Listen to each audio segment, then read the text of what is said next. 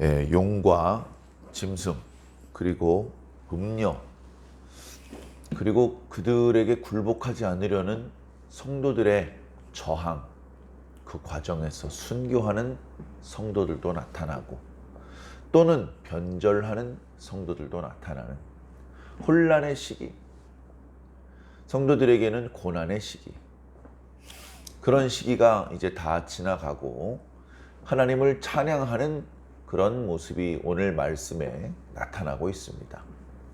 오늘 말씀의 찬양의 내용은 크게 두 가지입니다. 하나는 하나님께서 심판을 베푸신 것에 대한 찬양입니다. 하나님께서 심판을 베푸셨도다. 하나님의 심판은 공의로운 것이었도다. 공정한 것이었고 올바른 것이었도다. 누가 하나님께서 베푸시는 심판이 잘못되었다, 지나치다, 그렇게 말할 수 있겠습니까? 그동안에도 하나님께서 심판을 베푸실 때에 그 심판이 쏟아지는 자리에서 일하던 천사들조차 이렇게 심판하시는 것이 마땅합니다 라고 하나님을 찬양했던 것처럼, 뭘 몰라서 자신의 좁은 소견으로 하나님의 심판 행위에 대해서 옳다 그르다 논쟁이 있는 것이지, 뭘 알고 나면 만입이 다물어질 수밖에 없습니다. 하나님께서 심판하시는 것에 대해서 입을 다물 수밖에 없습니다. 하나님께서 많이 노하셨구나, 우리가 잘못하였구나, 잘못을 한 죄인이 심판을 하시는 분에게 이렇게 하십시오, 저렇게 하시면 안 됩니다 말할 자격이 있습니까? 입을 다물어야죠. 그나마 하나님께 우리가 얼마나 큰 잘못을 저질렀는지 안다면 하나님께서 많이 참으신다는 것을 느낄 겁니다. 심판을 베푸실 때조차도 긍휼을 잊지 않으시는구나 라는 것을 느낍니다. 우리가 저지른 잘못보다 조금만 벌하시는구나 하는 것을 느끼는 것입니다. 입을 다물어야 됩니다. 그저 겸손해야 되고 엎드려야 되고, 하나님의 심판 앞에 하나님의 심판이 오르십니다 라는 찬양도 심판이 끝난 이후에 나타나고 있습니다. 하나님의 두려운 심판이 임할 것입니다. 어떤 사람들은 이미 임하고 있다, 곳곳에 산불이 나고 폭우가 쏟아지고 전쟁이 일어나고 기타 여러 가지 문제들이 나타나면서 많은 사람들이 죽는다. 얼마 전에는 전염병도 전 세계적으로 유행하지 않아야 하는 그런 이야기를 합니다. 그러나 마태복음의 말씀을 빌리자면 그런 것조차도 재난의 시작일 뿐이다. 재난의 시작일 뿐이다. 더 큰 게 온다. 지금까지 온 것만 해도 너무너무나 큰데 이것 때문에 물가가 오르고 정세가 불안하고 투자가 끊어지고 여러 가지로 볼멘 소리를 하는데, 하나님의 큰 심판에 대하면 아무것도 아닌 것을 어찌 이리 모르는지,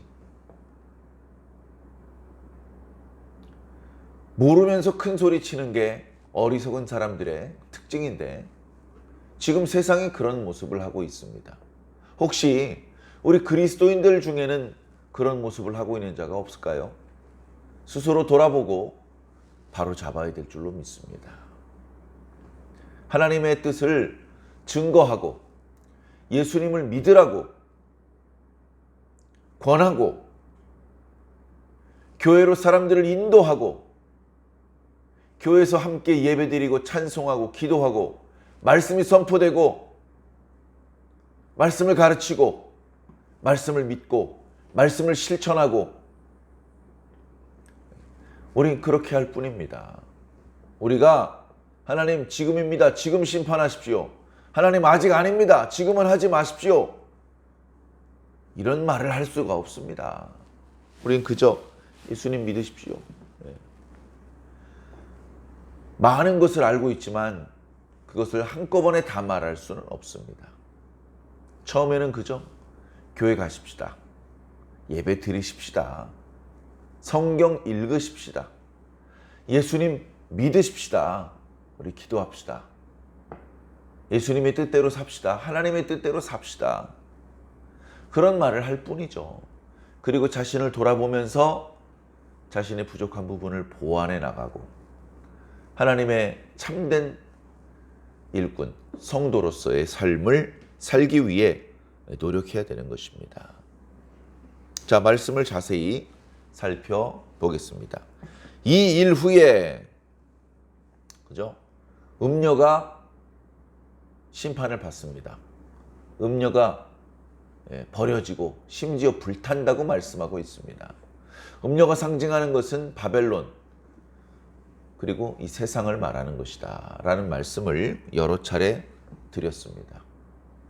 자, 그런데 그 음녀가 불탈 때에 멀찍이 서서 땅의 왕들이, 땅의 상인들이, 배를 모는 사람들이 슬피 울며 화이또다, 화이또다. 어떻게 그 큰 성이, 그렇게 화려하고 풍요로웠던 성이 1시간 만에 멸망하였는고 탄식한다고 말씀하셨습니다. 그런 탄식이 지나간 이후에, 그렇죠? 하나님의 심판이 지나간 이후에 비로소 고개를 들 수 있고 비로소 숨을 쉴 수 있고 비로소 입을 열 수 있습니다. 입을 열고선 뭘 해야 된다고요? 하나님을 찬양하는 것이죠. 자, 오늘 말씀에 이 일 후에 내가 들으니 하늘에 허다한 무리의 소리 같은 것이 있다. 정확히 그게 누군지 모르는 것이죠. 천사들인지 구원받은 성도들인지 잘 모르겠는데 위쪽에서부터 엄청나게 많은 사람들의 목소리가 들립니다. 요즘 우리들이 쓰는 표현을 빌리자면 대규모 성가대의 찬양이 있는 것이죠. 대규모 성가대의 찬양이 있어서 누가 연습을 시켰고 누가 지휘를 하고 있는지 그런 것까지는 모르지만 소리가 들리는데 할렐루야! 구원과 영광과 능력이 우리 하나님께 있도다. 영광과 능력이 있습니다. 누군가는 그것을 차지하고 있겠죠. 근데 그게 우리 하나님이라는 겁니다. 얼마나 감사합니까? 그래서 할렐루야를 외친 것입니다. 그 하나님께서 심판 가운데 멸망당하지 않고 살아남아서 하나님을 찬양할 수 있는 우리들을 구원하기도 하셨죠. 그래서 구원과 영광과 능력이 우리 하나님께 있도다. 그의 심판은 참되고 의로우시도다. 누가 그렇지 않다 할 수 있겠는가? 하나님께서 음행으로 땅을 더럽게 한 큰 음녀를 심판하셨다. 그래서 자기 종들의 피를 그 음녀의 손에 갚으셨도다. 올바른 일을 하셨다. 두 번째로 할렐루야 소리가 또 들립니다. 그러니까 하늘에서는 돌림노래처럼 계속해서 하나님을 찬양하는 찬양이 터져나오기 시작을 합니다. 심판 후에 두려운 일이 다 지나간 후에 비로소 기뻐할 수 있고 노래할 수 있게 된 것이죠. 그러자 24장로와 내생물들도 보좌에 계신 분을 향하여 경배를 드리며 아멘 할렐루야로 화답하며 찬양했습니다. 자, 그러자 보좌에서 음성이 들립니다. 이 음성이 하나님의 음성인지 보좌 가까이에 있는 영들의 음성인지, 하나님의 종들 곧 그를 경외하는 너희들아, 작은 자나 큰 자나 다 우리 하나님께 찬송하라. 드디어 다물었던 입을 열고 하나님께 감사하며 찬양할 수 있게 되었도다. 너희들은 다 기쁨으로 하나님을 찬송하라 라고 말씀하고 있습니다. 그리고 나서 6절에 또 내가 들으니 또다시 허다한 무리의 음성과 같은 음성이 들립니다. 그 음성은 많은 물소리와도 같고 큰 우레소리와도 같다. 엄청난 규모의 큰 소리, 웅장한 소리가 들리는데 내용은 무엇이냐? 할렐루야! 이제 마음껏 하나님을 찬양할 수 있으니까 할렐루야가 계속 반복적으로 외쳐지고 있습니다. 주 우리 하나님 곧 전능하신 이가 통치하시도다. 얼마나 감사합니까? 일곱째 천사가 소리내는 날 하나님의 구원이 완성될 것이다. 일곱째 천사가 소리내는 날 하나님의 말씀이 그 종들, 선지자들, 사도들을 통해서 전파되었던 모든 복음이 다 성취될 것이다. 일곱째 천사가 소리내는 날 세상 나라가 하나님과 어린 양의 나라가 될 것이다. 그렇게 예언을 하지 않으셨습니까? 그 예언대로 된 것이죠. 우리 하나님 곧 전능하신 이가 통치하시도다. 지금은 통치 안 하십니까? 지금도 통치하시죠. 하나님께서 통치하십니다. 하나님의 나라입니다. 그런데 이 나라라는 개념은 경계선, 여기까지는 우리 국토고 여기 바깥쪽은 남의 나라야. 이런 경계선의 의미가 아닙니다.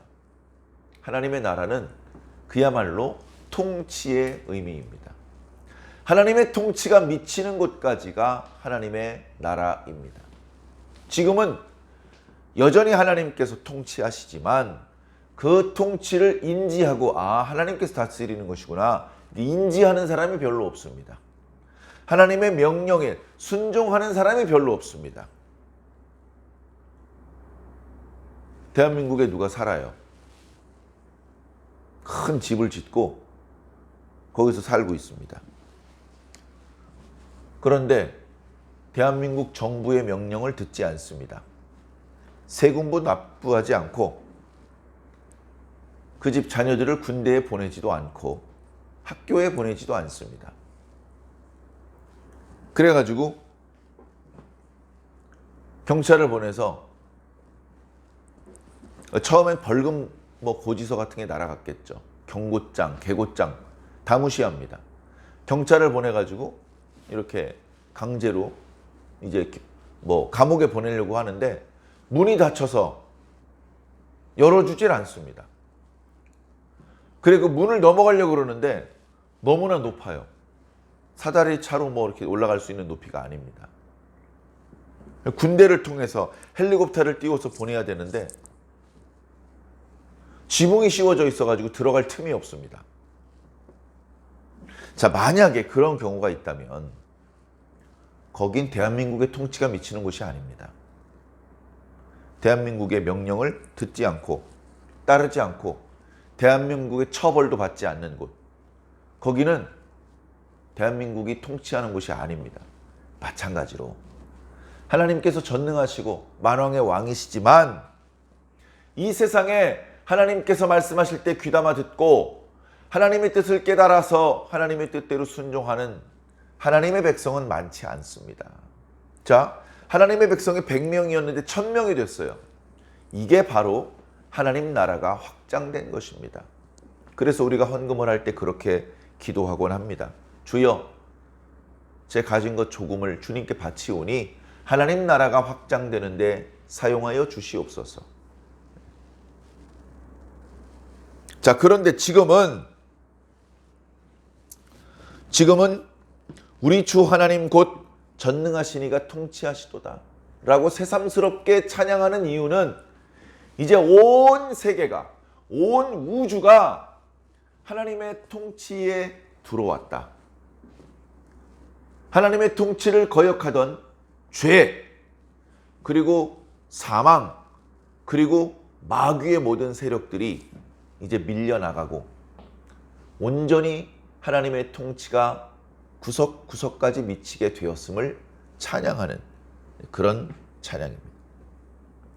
우리가 즐거워하고 크게 기뻐하며 그에게 영광을 돌리세. 하나님께 영광을 돌리자. 이제 마음껏 기뻐해도 되고 마음껏 소리 지르며 찬양해도 된다.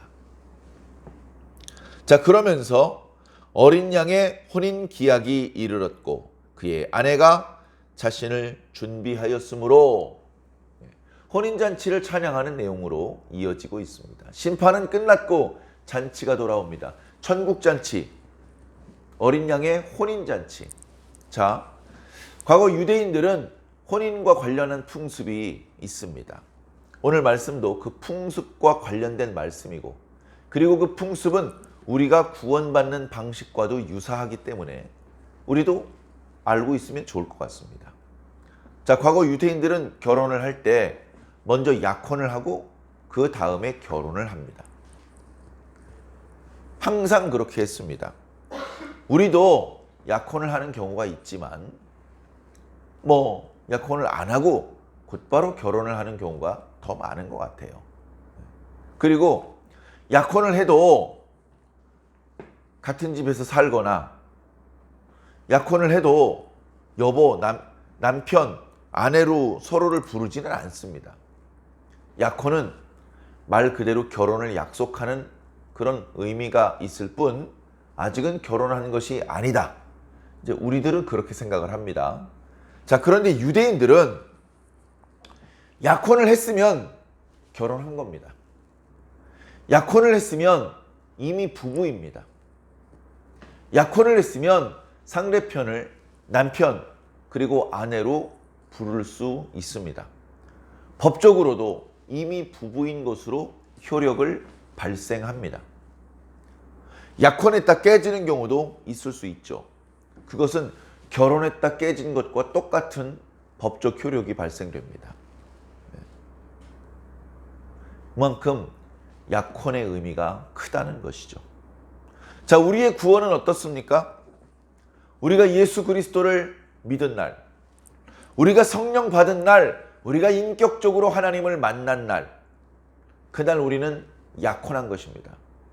우리는 이미 하나님의 백성이 되었고 하나님의 자녀가 되었고 주님의 제자가 되었고 어린 양의 신부가 된 것입니다.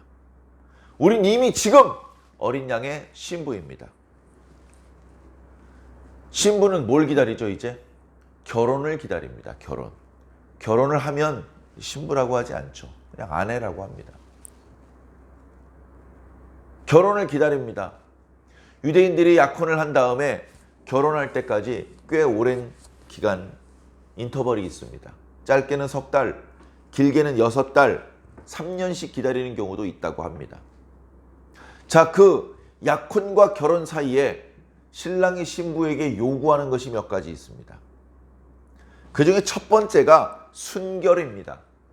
순결을 지켜야 됩니다. 그리고 그 이외에 동전을 주면서 이걸 잘 보관하고 있어라. 잃어버리지 말고 결혼할 때 가지고 와라.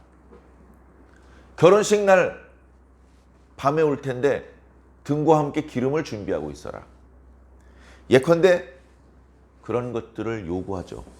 그러면 신랑을 사랑하기 때문에 원만하게 결혼을 이루며 축복받는 가정을 이루기 위해서 신부들은 조금 번거로울 수 있지만 그렇게 합니다. 순결을 지키기 위해서 조심하죠. 외출을 삼가하고, 그리고 등과 함께 기름을 준비하고 신랑에 맡겨두었던 드라크마를 잘 보관하고, 그 밖에 자신의 몸을 건강하게 아름답게 단장하는 데 힘을 씁니다. 그렇게 하고 결혼을 맞이하면 그 혼인식에 신랑이 더없이 기뻐하며 아내를 사랑해주고 평생 아내를 섬겨주죠. 그렇게 되는 것이 유대인들의 결혼인데 우리가 구원받는 것도 마찬가지입니다. 지금 우리는 이미 약혼 상태이며 예수님께서 다시 오실 때 우리는 결혼하는 것입니다. 어린 양의 혼인잔치에 참여하는 것이죠. 뒤에 나타나는 말씀까지 함께 말씀을 드리자면 우리는 어린 양의 신부인 동시에 그 혼인잔치의 청함을 받은 자들입니다. 왜 그렇게 뭐 복잡하게 표현합니까? 뭐 그렇게 생각하실 수도 있겠지만 현재 여기서 우리가 가지고 있는 상식으로 하나님의 말씀을 100%다 파악하려고 그러면 안 되죠. 이 영적인 의미를 다 알지 못하기 때문에 이렇게도 표현하고 저렇게도 표현한 것뿐입니다. 이 좋은 축복의 자리에 우리는 반드시 참석해야 될 것입니다. 자, 이 혼인 기약이 다가왔기 때문에 그의 아내가 어린 양의 신부는 자기 자신을 준비하고 있습니다. 순결을 지키면서 건강하게, 깨끗하게, 아름답게 단장하고 있습니다.